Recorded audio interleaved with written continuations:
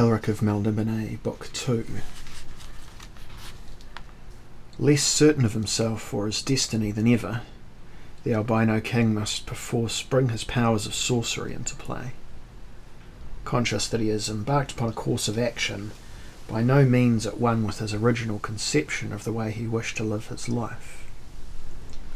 Now matters must be settled. He must begin to rule. He must become cruel.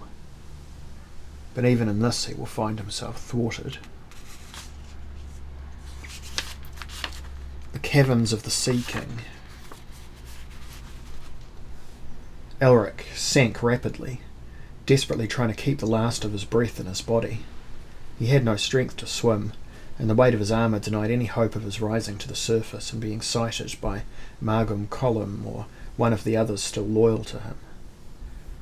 The roaring in his ears gradually faded to a whisper, so that it sounded as if little voices were speaking to him, the voices of the water elementals with whom, in his youth, he had a kind of friendship.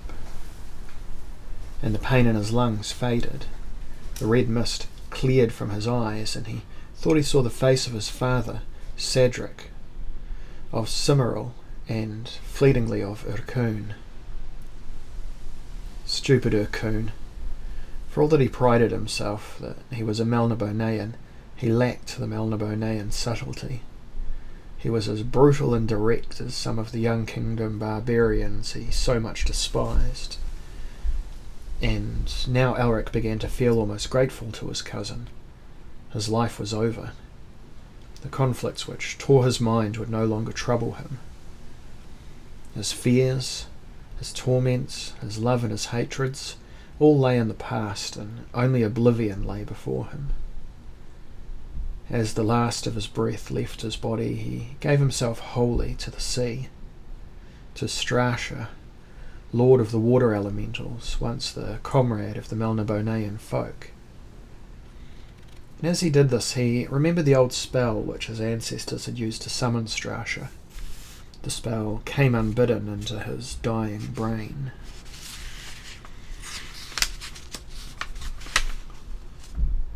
Waters of the sea, thou gave us birth, and were our milk and mother both. In days when skies were overcast, you who were first shall be the last. Sea rulers, fathers of our blood, thine aid is sought, your salt is blood. Our blood, your salt, your blood, the blood of man.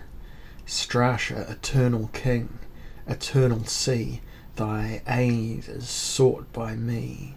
For enemies of thine and mine seek to defeat our destiny and drain away our sea. Either the words had an old symbolic meaning, or they referred to some incident in Melnibonean history which even Elric had not read about. The words meant very little to him, and yet they continued to repeat themselves as his body sank deeper and deeper into the green waters. Even when blackness overwhelmed him and his lungs filled with water, the words continued to whisper through the corridors of his brain. It was strange that he should be dead and still hear the incantation. It seemed a long while later that his eyes opened and revealed swirling water, and through it, huge, indistinct figures gliding towards him. Death, it appeared, took a long time to come, and while he died he dreamed. The leading figure had a turquoise beard and hair, pale green skin that seemed made of the sea itself, and when he spoke his voice was like that of a rushing tide. He smiled at Elric. Strasha answers thy summons, mortal. Our destinies are bound together. How may I aid thee, and in aiding thee aid myself? Elric's mouth was filled with water, and yet he still seemed capable of speech, thus proving he dreamed.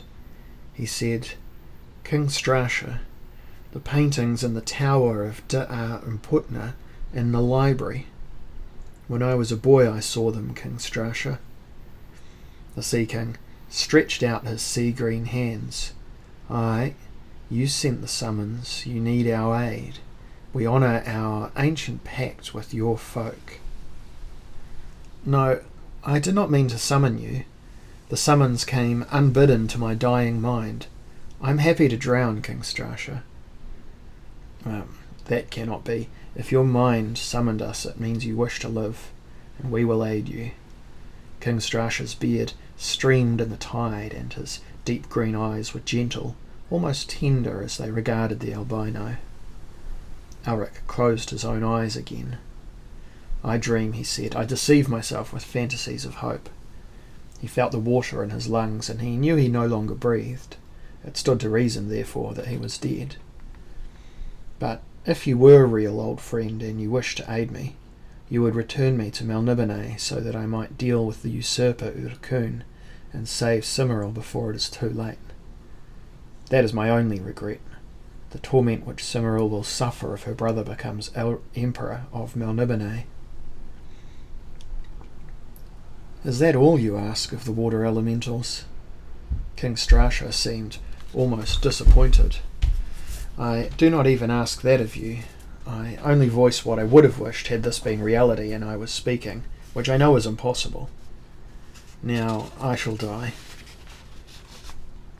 Well, that cannot be, Lord Elric, for our destinies are truly intertwined, and I know that it is not yet your destiny to perish. Therefore I will aid you as you have suggested.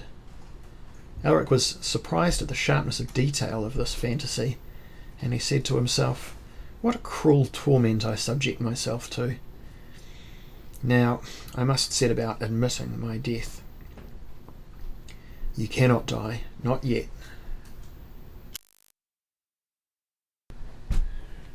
Now it was as if the Sea King's gentle hands had picked him up and bore him through twisting corridors of a delicate coral pink texture, slightly shadowed, no longer in water, and Elric felt the water vanish from his lungs and stomach as he breathed. Could it be that he actually had been brought to the legendary plane of the elemental folk, a plane which intersected that of the earth and in which they dwelled for the most part?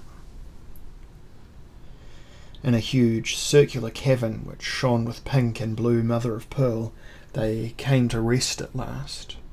The Sea King laid Elric down upon the floor of the cavern, which seemed to be covered in fine white sand, which was not yet sand, for it yielded and then sprang back when he moved.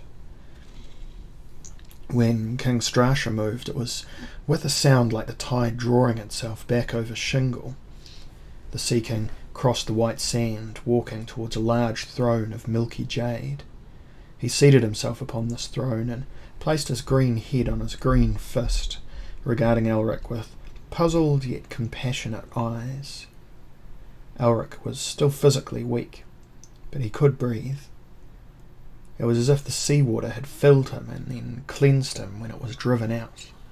He felt clear-headed, and now he was much less sure that he dreamed. "I still find it hard to know why you saved me, King Strasha," he murmured from where he lay on the sand. "The rune. We heard it on this plane and we came, that is all." "Aye, but there is more to sorcery working than that. There are chants, symbols, rituals of all sorts. Previously, that has always been true." "Perhaps the rituals take the place of urgent need of the kind which sent out your summons to us.